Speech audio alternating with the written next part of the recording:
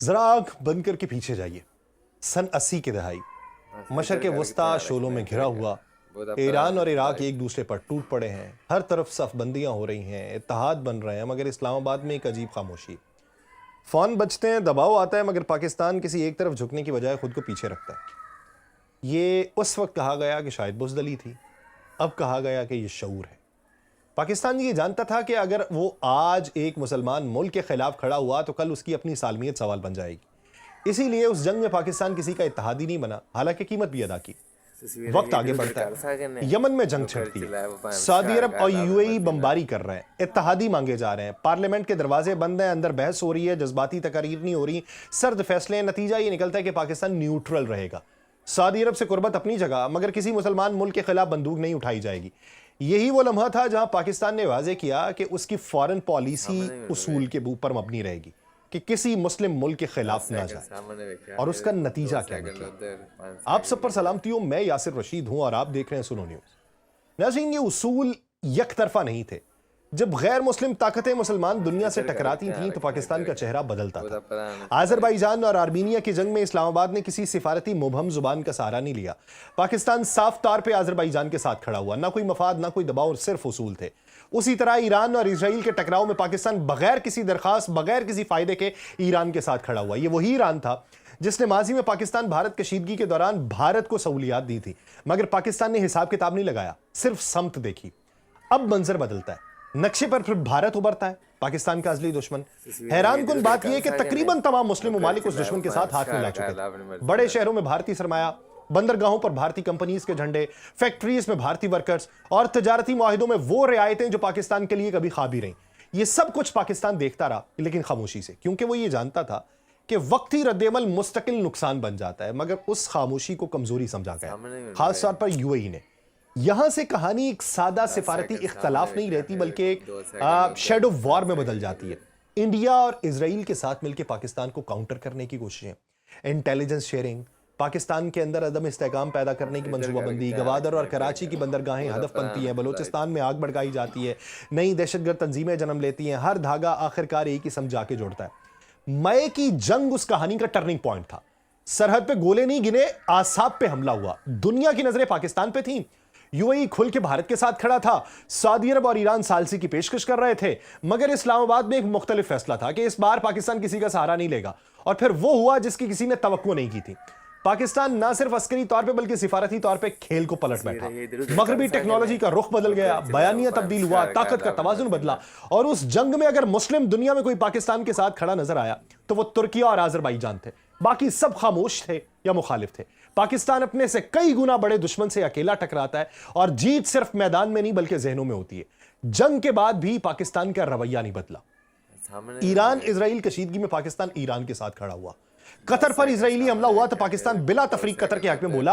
हालांकि पसे पर्दा हकायक कुछ और कहानी सुनाते हैं कि कतर वही मुल्क है जिसने बीएलए और भारत के दरमियान डील करवाई। इजरायली ड्रोन्स भारत तक पहुंचाने का रास्ता कतर ने दिया। यूएई वही है जिसने अफगान तालिबान को पाकिस्तान के खिलाफ इस्तेमाल किया, ईरान में बलोच अलहदी पसंदों को इकट्ठा किया, इराक और शाम के जंगजुओं को पाकिस्तान मुखालिफ नेटवर्क में शामिल करवाया। इस सब के बावजूद पाकिस्तान खामोश रहा, दिफा में रहा, क्योंकि वो अभी आखिरी कार्ड नहीं खेलना चाहता था। फिर वो लम्हा आया जब सब्र का पैमाना लबरेज हुआ। कतर और तुर्किया में मुज़ाकरात नाकाम हुए। मुत्तहिदा अरब अमारात की जानिब से एक अहम दावत आई, मगर पाकिस्तान खुद नहीं गया। 3 रुकनी वफ्द भेजा और पैगाम सीधा था, ठंडा था, सख्त था कि हमें ना उलझाएं, हमारे जवान रोज शहीद हो रहे हैं, हमें पॉलिसी बदलने पर मजबूर ना करें। 4 मुतालिबात मेज पे रखे जाते हैं और उसके बाद खामोशी छाती है। उसी दौरान ताजिकिस्तान में एक और मंजर बनता है। वफ्द वहां पर मौजूद था और अपनी एयर बेस को भारत के लिए खाली करने का हुक्म जारी होता है। पैगाम वाज़ेह था कि उसके बाद दोबारा दावत आई, मगर पाकिस्तान नहीं गया। हत्ता कि एयर शो में एयर चीफ पैगाम लेके जाते हैं, मगर फैसले तब्दील नहीं होते। खित्ता बदल रहा है। सऊदी अरब पाकिस्तान की अहमियत को समझने लगा और उसकी वजह भी वाज़ेह थी। यूएई का दबाव, इब्राहिम अकॉर्ड, 2 रियासती हल पे अमरीकी सदर से तल्ख कलामी। पहली बार सऊदी अरब उन ममालिक के साथ खड़ा हुआ जो फलस्तीन के हक में थे, और यही वो मकाम था जहां ताकत का नया तवाजुन बना। आज यूएई के खिलाफ खित्ते में आवाजें उठ रही हैं। ट्यूनिस, लीबिया, मिस्र, शाम, इराक, ईरान, यमन, ओमान, अफ्रीकी ममालिक। अवामी नफरत इसराइल के बराबर जा पहुंची है।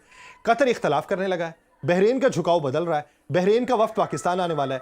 यूएई को फेस सेविंग की जरूरत थी, इसीलिए शेख का अचानक दौरा हो रहा है। यह दौरा रस्मी नहीं है, यह एहतसाबी भी है। पाकिस्तानी वफ्द पहले ही सबूतों के साथ प्रेजेंटेशन दे चुका। सवाल ये नहीं कि शेख साहब आएंगे या नहीं, सवाल ये है कि वो क्या लेके आएंगे। इस पूरी कहानी में जो हकाइक अब तक पर्दे में रहे वो दरअसल सबसे ज्यादा मानी है, क्योंकि असल फैसले हमेशा बयानात में नहीं, खामोश हरकत में होते हैं। और इस दौरे को अगर सिर्फ एक सिफारती मुलाकात समझा जाए तो ये बहुत बड़ी गलती होगी। ये दरअसल कई बरसों से चलती आई एक शैडो वॉर का मुमकिन इख्तितामी बाब है या फिर एक नए मरहले की इब्तदा है। सबसे पहले वो हकीकत जो खुल के कभी सामने नहीं आई। पाकिस्तान को ये इदराक बहुत पहले हो चुका था कि उसके खिलाफ जो प्रॉक्सी नेटवर्क काम कर रहे हैं वो सिर्फ सरहद पार नहीं बल्कि खलीज के कुछ दारुल हुकूमतों से भी ऑपरेट हो रहे हैं। माली चैनल्स, फलाही तंजीमों के नाम पर चलने वाले फ्रंट्स, प्राइवेट सिक्योरिटी कंपनीज की आड़ में सरगर्म अनासिर और मीडिया इन्फ्लुएंस नेटवर्क, ये सब कुछ एक मरबूत ढांचे का हिस्सा थे। पाकिस्तान ने बरसों इसको बर्दाश्त किया, सिर्फ इसलिए कि मुस्लिम दुनिया में खुली महाजराई ना हो, मगर बर्दाश्त की एक हद पहुंची। दूसरा मख्फी पहलू यह है कि मई की जंग के बाद पाकिस्तान ने सिर्फ अस्करी पोजीशन नहीं बदली, इंटेलिजेंस डॉक्ट्राइन तब्दील की। अब पाकिस्तान महज रद्द-ए-अमल नहीं दे रहा बल्कि वो पेशगी वार्निंग पे काम कर रहा है, और इसी तब्दीली के तहत वो मालूमात इकट्ठी हुई जो बाद में यूएई के सामने रखी गई। ये इल्जामात नहीं थे बल्कि टाइमलाइंस थी, फाइनेंशियल ट्रेसेस थे और ऑपरेशनल लिंक्स थे और एक मुकम्मल केस था। इसीलिए पाकिस्तानी वफ्द का लहजा शायद सख्त था, क्योंकि बात सिफारतकारी से निकल के रियासती सलामती तक पहुंची थी। तीसरी हकीकत यह है कि ताजिकिस्तान में अपनी एयर बेस से भारत को निकालने का फैसला अचानक नहीं था। ये एक तयशुदा सिग्नल था कि पाकिस्तान अब वस्ती एशिया में भी अपना असर और रसूख इस्तेमाल करने को तैयार है।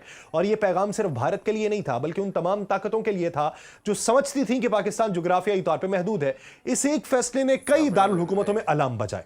अब आते हैं इस दौरे के मुमकिन नताइज की तरफ। पहला और सबसे फारी नतीजा यह हो सकता है कि यूएई को अपनी प्रॉक्सी सरगर्मियों से पीछे हटना पड़े। फेस सेविंग इसीलिए दरकार है कि खुला इनकार अब मुमकिन नहीं रहा। अगर वाकई ये दौरा संजीदा है तो हमें चंद हफ्तों में बलूचिस्तान और केपी में दहशतगर्दी के पैटर्न में वाज़ेह फर्क नजर आएगा। खामोशी या कम अज कम शिद्दत में कमी सबसे पहला इशारा होगी। दूसरा मुमकिन नतीजा यह है कि खलीज में ताकत का तवाजुन तब्दील हो। सऊदी अरब पहले ही ये फील कर चुका है कि यूएई अब शराकतदार कम और मुकाबिल ज्यादा बनता जा रहा है, और पाकिस्तान के साथ सऊदी कुर्बत महज जज्बाती नहीं बल्कि स्ट्रेटेजिक भी है। इस दौरे के बाद अगर पाकिस्तान, सऊदी अरब और तुर्किया का गैर एलानिया महवर मजीद मजबूत हो गया तो यूएई खुद को खित्ते में निस्बतन तन्हा पाएगा।